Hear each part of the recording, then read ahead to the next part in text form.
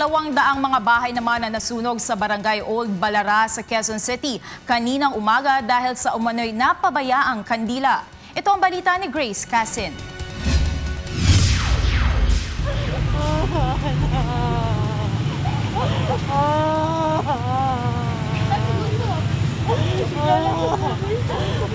Napapaluhan na lamang ang ilang residente habang pinagmamasdang nasusunog ang kanilang mga bahay. Ang ilan naman, abala sa pagsasalba ng kanilang mahalagang gamit sa tabi ng kalsada. Alas 8:30 ng umaga kanina nang magsimula ang apoy dahil sa umano'y napabayaang nakasinding kandila sa bahay ng isang nagngangalang Bea.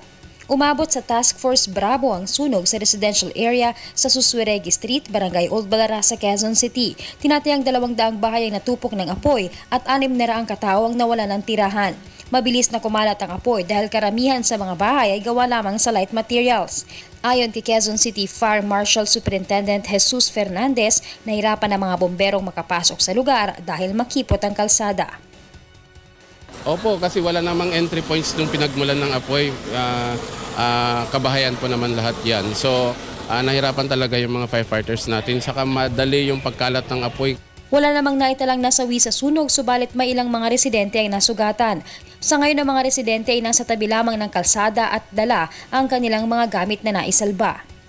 Malapit na po kasi mga ilang bahay na lang yung pagitan. Yung mga gamit niyo po? Meron naman po.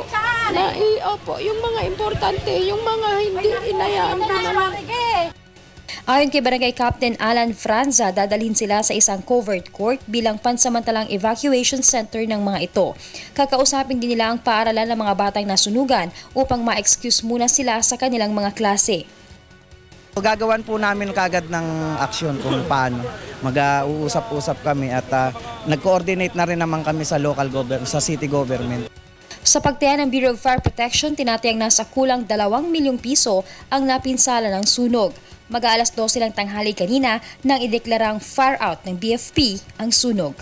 Grace Casin, UNTV News Worldwide.